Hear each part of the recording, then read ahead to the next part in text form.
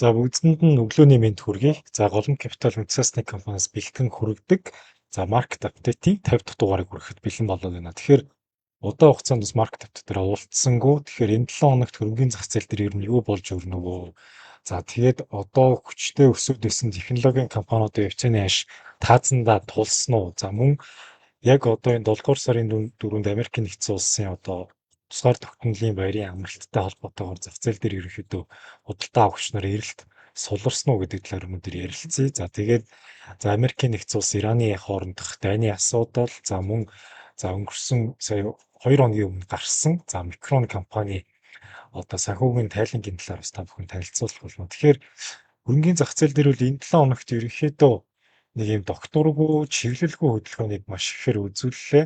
За өнгөрсөн 7 хоногийн төгсгөлд Америкийн нэгдсэн улсын S&P 500 индекс бас хүчтэйгээр өсөж исэн бол энэ 7 хоногт харьцангуй чиглэлгүй хөдөлгөөнийг буюу рейнжинг хөдөлгөөнийг үзүүллээ. Гэхдээ Micron компанийн хувьд бол өнгөрсөн 2 хоногийн өмнө тайлангаа танилцуулсан. За Micron-ы тайлангийн хувьд бол маш өндөр үлдээлттэйгээр гарсан байна.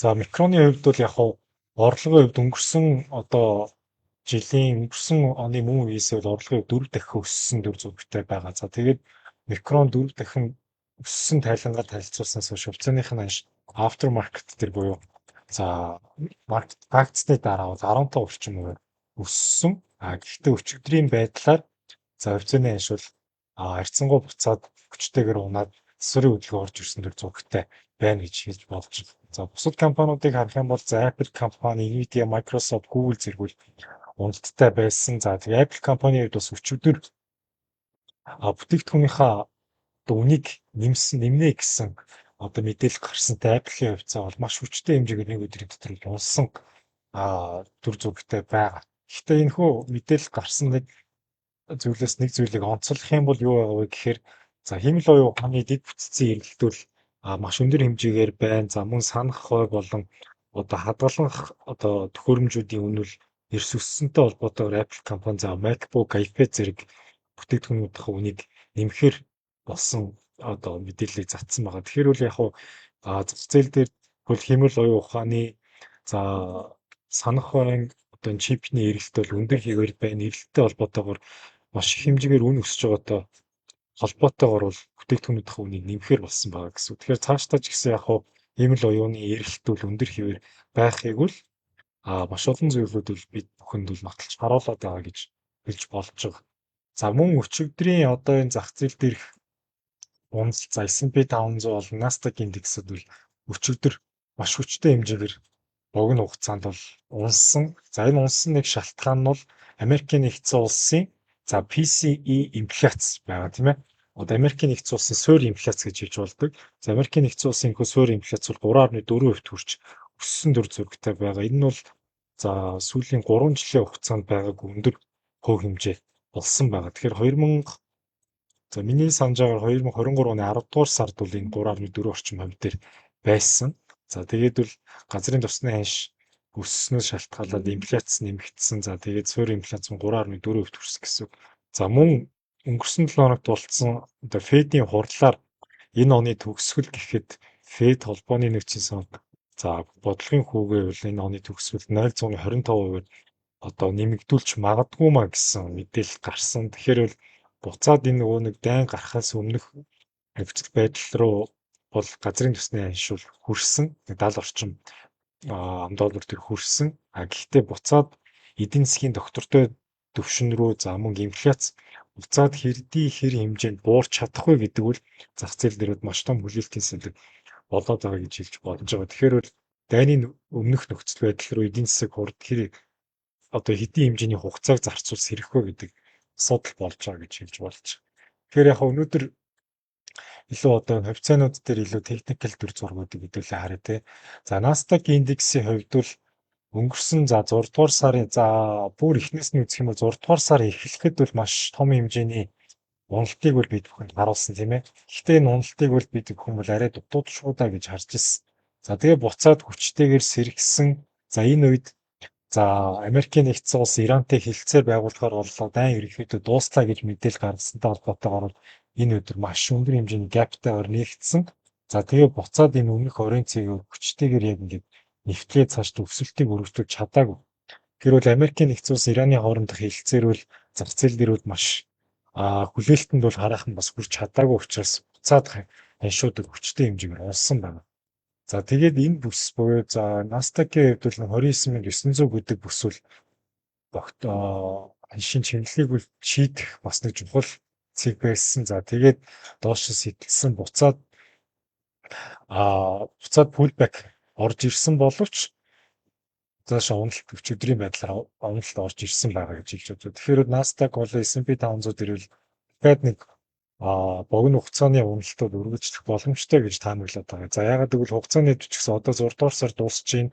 За тэгээд 7 дугаар сарын эхний 7 хоног бол тэрчгээрээ Америкийн нэгдсэн улсын зах зээл дээр бол амралтын 7 хоног байна. Тэгэхээр хувьцааны зах зээл дээр ч гэсэн хувьцааны арилжааны идэх бага байх учраас ерөнхийдөө уналт богино хугацаанд уналтын дөр зургийг орж ирэх болов. За тэгээд 7 дугаар сарын дунд үеэс эхлээд компаниудын эхний хагас жилийн тайлантай холбоотойгоор бол өсөлт дахиад орж ирэх болов гэж харж байгаа гэсэн. Тэгэхээр S&P 500 индекс дээр ч гэсэн одоо байгаа түвшнээсөө энэ 7150 орчмороо бол уналт орж ирэх магадaltaй. За тэгээд компаниудын тайлан яг энэ үед танилцуулагдаж эхлэхээр 7 сарын дундуур гэсэн үг шүү дээ. Тэгэхээр буцаад өсөлт гарч ирэх магадлал бол маш өндөр байгаа гэж харж байгаа. За S&P 500 Nasdaq-аас гадна за юу байгаа? Алтны анштай. Алтны анш сая өндөр хэмжээгээр бол унсан. Оны эхнээс бол маш хүчтэй унсан. Алт болон мөнгөний анш унсан байгаа. За яг төв банкнууд хэдийгээр ихтэйг бол алтны худалдаа авалтыг доктортойгоо худалдаж авч байгаа ч гэсэн за нөгөө талаасаа инфляцийн дарамт за бодлогын хөв нэмэгдэх хүлээлт гэдэг их мэд зүйлсээс болоод бол алтны анш бол унаад байгаа. За ихтэйг бол яг хөрөнгө оруулагч нар өөрсдийнхөө хөрөнгийг хамгаалах хээж их зорилготойгоор авдаг боловч одоо яг одоогийн нөхцөл байдал дээр бол алтны энэ үндсэн концепц бол алдагдчихад байгаа гэж хэлж болж байгаа. Тэгэхээр алтны анш одоо буцаад 3900 ч гэсэн унах магадлал маш өндөр байгаа гэж хэлж болж байгаа. За тэгээд бүр урт хугацаагаар харах юм бол одоо 8 дугаар сар Jackson Hole-дох за бүх улсуудын төв банкны тэргүүнрийн уулзалт болдог. За 8 дугаар сарын уулзалтаар бол ер нь улс орнуудын төв банкнууд бодлогын үг хэрхэн харж ийн цаашдаа илүү хатуу мөнгөний бодлого баримтлах уу эсвэл одоогийн доктортой төвшөнд хадгалах уу гэдэг зүйлсүүд яригдах бах. Тэгэхээр тухайн мөч хүртэл ерөнхий нэг 8 дугаар сар хүртэл алтны анш нэг уналтаа үргэлжлүүлээд тэгээ нэг юм чиглэлгүй иймэрхүү хөдөлгөөнийг үзүүлэх болов гэж харж байгаа. За алтан дээр юм бэ. За бусад одоо манай багц дээр байгаа хувьцаануудыг хэдүүл одоо яриа тийм ээ. За хамгийн ихнийх нь Nvidia компани тийм. За Nvidia компанийн хувьд бол одоо энэ 195 гэдэг бүсүүд маш хүчтэй дэмжлэгийн бүс байгаа. Маш их худалдаа авалтууд, зарлалтууд хийгдсэн хүчтэй бүс байгаа. За тэгээд хувьцааны анш 240 руу хүрээд унссан. За одоо энэ 195 гэдэг төвшин дээр үл хүчтэй тогтоод байгаа гэж хэлж болж байна. Тэгэхээр хэрвээ энэ 195 гэдэг төвшинг одоо энэ богино хугацааны уналтаар доошоос итлээд унчих юм бол нэг иймэрхүү хөдөлгөөн үүсэх магадaltaй. За тэгээд 175 руу ч хүртэл явах боломж байгаа гэж хэлж байна. За харин хэрвээ энэчнээс магадгүй богино хугацаанд доошоос сэтэлсэн ч гэсэн юм фейк аут хөдөлгөөн хийгээд дээшээ сэтгээд гараад ирэхийг бол үүсэхгүй гэж хэлж болж байна. Тэгэхээр яг Nvidia дээр бол одоо харьцангуй бага хэмжээний дүнгээр худалдаж авбал тохиромжтой эрсдлээ хүлээгээд худалдаж авбал тохиромжтой гэж ярьж байгаа. За хэрвээ унаад ирэх юм бол дахиад бага багаар нэмээд явбал тохиромжтой дүр зураг ажиглагдаж байгаа.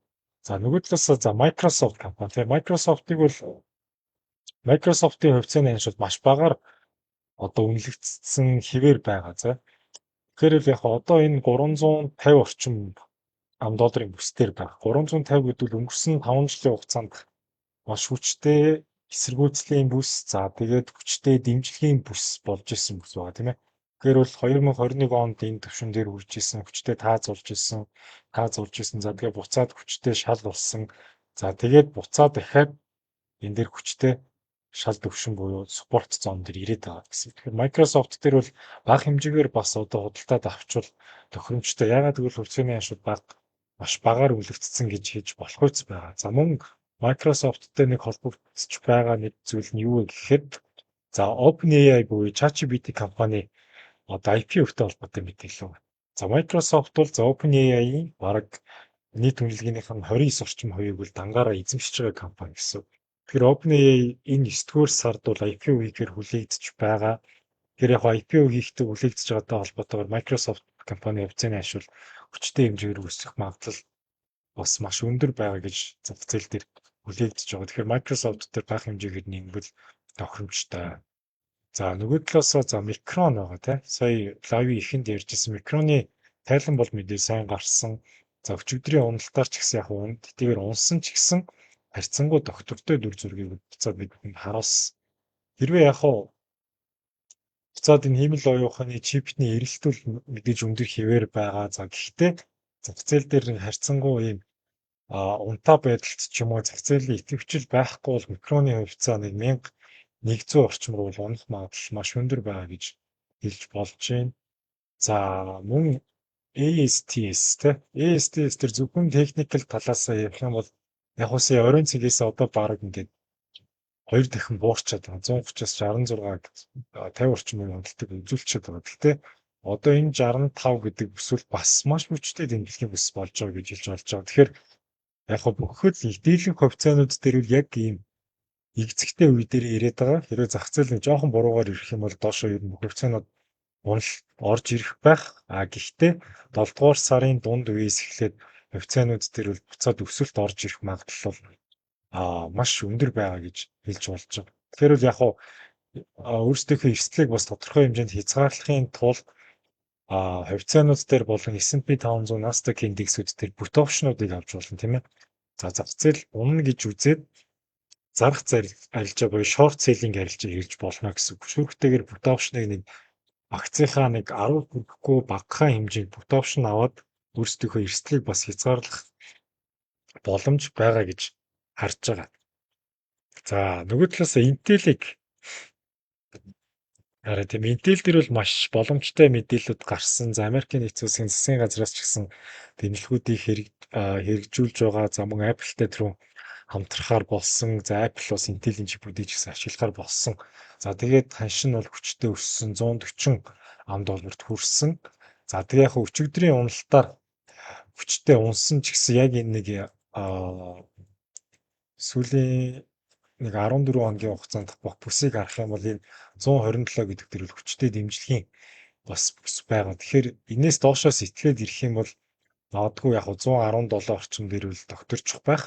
За тэгээд 117-аас доошоо ярьчих юм бол ихэд ашиг аваад яг гаруул зүгээр аль эсвэл одоо энэ 128 гэдэг бүсээс доошоо орчих юм бол зүгээр ашиг хэрэгжүүлээд гарчвал харьцангуй найдвартай болов гэж харж байна. Гэхдээ яг Intel дээр бол цаашдаа 152 гэдэг бүсийг бид бүхэн харж байгаа.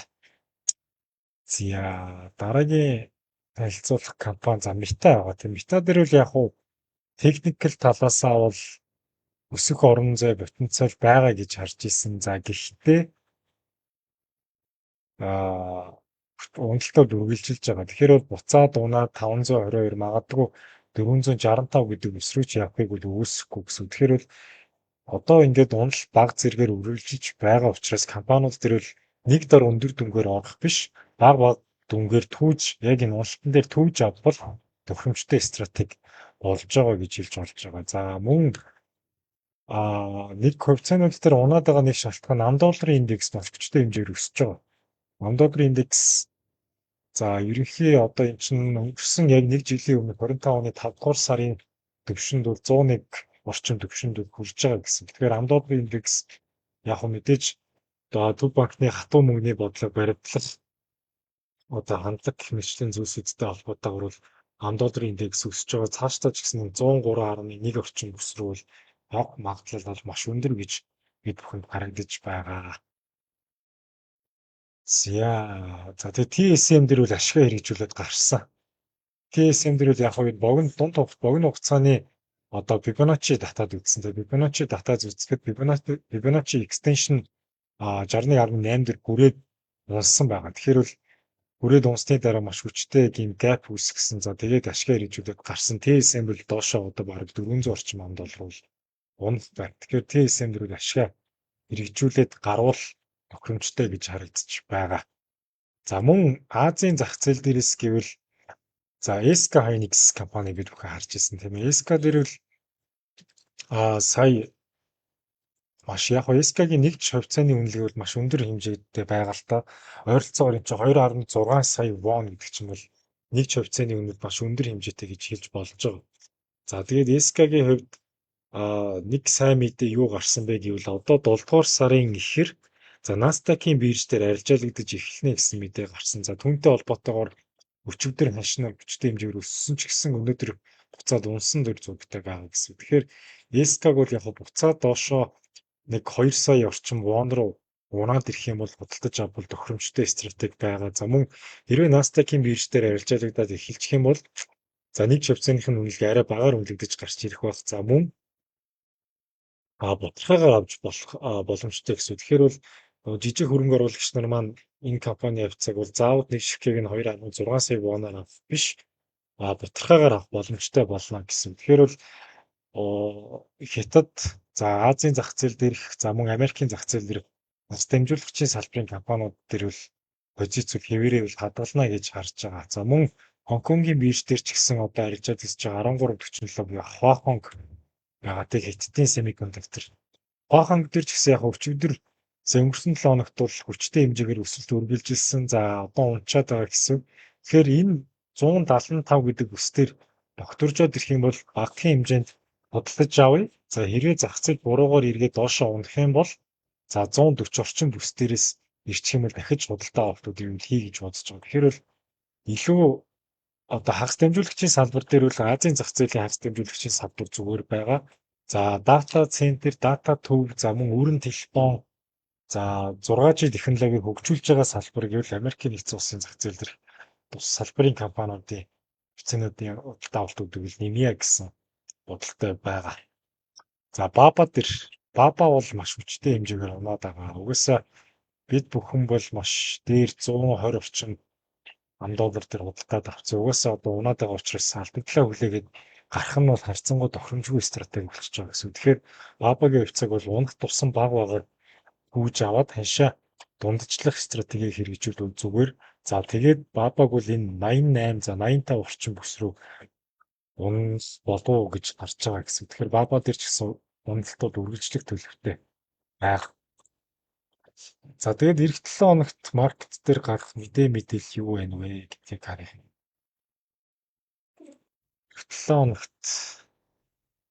Эх 7 хоногт бол яг дөрөвдүгээр өдөр 7 сарын 2-нд ажил хөдөлгөөний төвшингийн мэдээ гараад эх 7 хоногт ч одоо ингэ 4 өдөр ерөөхдөө маркет ажиллаад шууд 7 дугаар сарын 3-наас нь эхлээд тусгаар тогтнолын баяртай холбоотойгоор зах зээл бол амарчих юм байна. Тэгэхээр угаасаа өнөөдөр чинь 5 дахь өдөр. Тэгэхээр өнөөдөр харьцангуй маркеттай жоохон уналт орж ирж магадгүй. За тэгээд эх 7 хоногт бол зах зээлийн идэвхжлэл уурчих бах. Тэгэхээр бол одоо яг put option ч юм уу авч тавиад өөрсдийнхөө багцыг яг тодорхой хэмжээний багахан эрсдлээс хязгаарлаад багцаа удирдаарай гэдгийг зөвлөмөр байна. За тэгээд 7 дугаар сарын 10-аас эхлээд 7 дугаар сарын дунд үеэс эхлээд зах зээл дээр бол өсөлт оруулж ирэх байхаа. Тэгэхээр одоо бол харьцангуй өсөлт хүчтэй орж ирэх болов гэдэг хүлээлтийг бол хойшин тавиад за харьцангуй одоо хоолт хийсэн хүлээсэн зүр зургийн стратеги рүү шилжүүл хөрөмжтэй гэж харж байна.